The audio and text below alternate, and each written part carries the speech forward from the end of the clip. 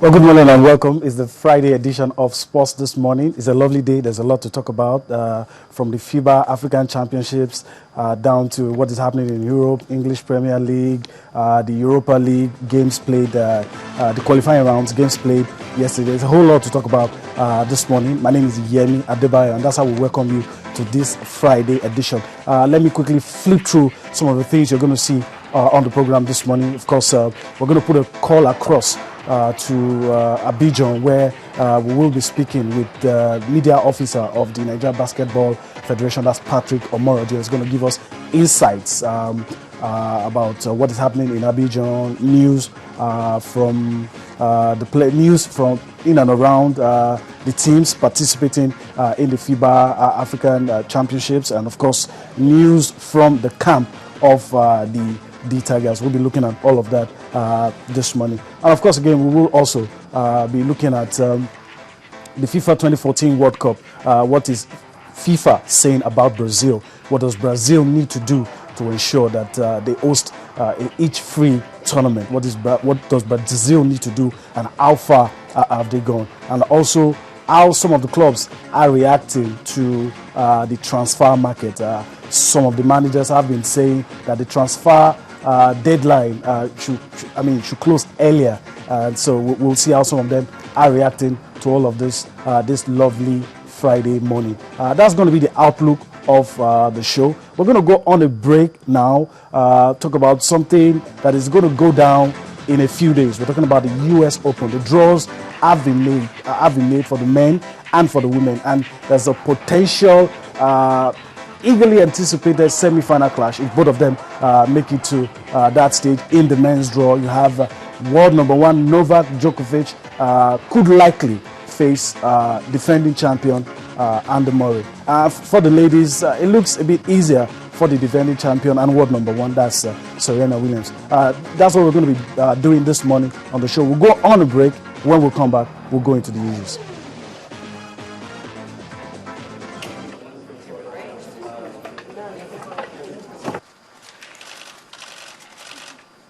Okay, in the trophy, we have seed numbers 3 and 4 for lines 33 and 96. So, Dave, for line 33, seed number 3, Andy Murray.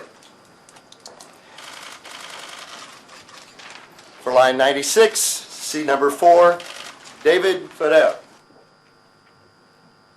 For line 56,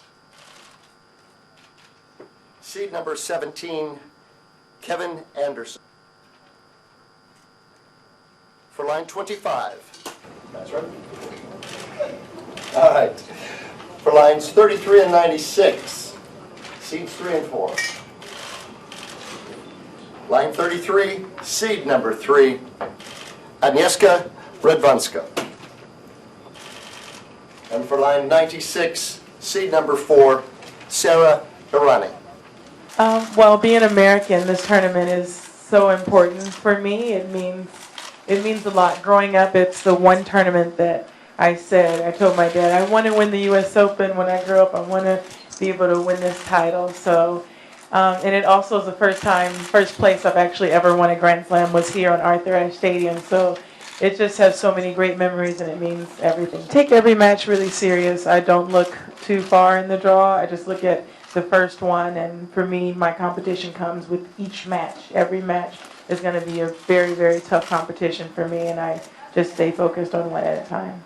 Yeah, I've enjoyed my tennis the last few weeks, but now it's time for business. This is a huge tournament for me. It was came here the first time when I was 15 and played my first Grand Slam final here, my first Grand Slam win here, and won the juniors here when I was 17. So I love this tournament.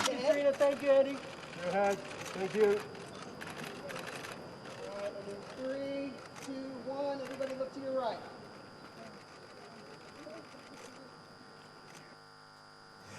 Okay, that was Andy Murray and Serena Williams, the defending champions for the men and the women, speaking on what they hope to achieve in this year's tournament after the draws were made. And well, we'll be talking about that and a whole lot more on the show this morning. And of course, like I told you earlier, we hope to get across to Patrick Omorodion in Abidjan to tell us the mood in camp. The D Tigers won their first game, and of course they stepped to the courts again today to take on their opponents from Congo Brazzaville. So we hope that that call sails true.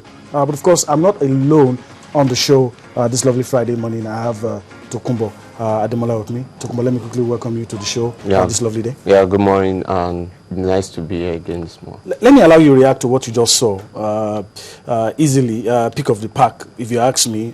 Favorites, not because they are defending champions, but both players, for the men and the women. If you're going to tip anybody, it has to be those two. Those two, yeah, exactly. Because if you look at what, especially Andy Murray, what he did in the just concluded Wimbledon, he played a fantastic game in the Wimbledon. But maybe what he did in Cincinnati, whereby he lost to Thomas Berdych, a lot of people said that the run up to the US Open hasn't really been good for him. He said that maybe just using that to prepare himself very well for the US Open, having in mind that he's the defending champion. This is first time he's going to come as a defending champion in any tournament. So there's going to be a lot of pressure on him. But I still believe he's going to deliver because the likes of Roger Federer, and we saw how he has taken out Novak Djokovic twice in finals. So I think it's good for him to go, and I hope this pressure will not, mount him down. But for Serena, as usual, he has been known to big games like this, the defending champion, not the first time he's been a defending champion. So she's good to go, and it's going to be a cracker.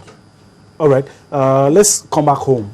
Usually, okay, that's the draws actually, how it all went down. And like I told you earlier, Novak Djokovic and Andy Murray would like, they're in the same half. They would likely, if both players progress to that stage, they would likely meet in the semi-final. And of course, we would love to see that. It's going to be a big matchup. And for the ladies, Serena Williams, she's likely going to meet fellow American Sloane Stephens in the fourth round, if she gets that far. And of course, if she beats her, the German, Angelique Kerber, will be waiting for her in the quarterfinal. Looks pretty much like an easy route for Serena if she's able to overcome those obstacles. Okay, so let's leave tennis and come back home this lovely Friday morning. And of course, we're not going to be starting with football. They say it's the king of sport, but this morning we'll be talking basketball. And of course, the D Tigers, they've given us a taste of what victory looks like. Well, let's allow you. Let me quickly run you through some of the results. Matches played yesterday. Cape Verde defeated Central African Republic, as you can see on your screen, 90 points to 82. Senegal, surprisingly, lost to host Cote d'Ivoire, 46 points to 74. Algeria, slim victory over North African neighbors, 67 points to 63.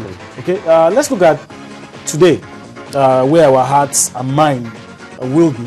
That's Nigeria will take on Congo Brazzaville, Mali in the same group. In Group D, we're in Group D. We'll take on Cameroon. Burkina Faso will take on powerhouse Tunisia, and of course Morocco will take on Rwanda. From what you saw in the first game, two of our players hitting double figures, Alamin Farouk and Ike Diogo.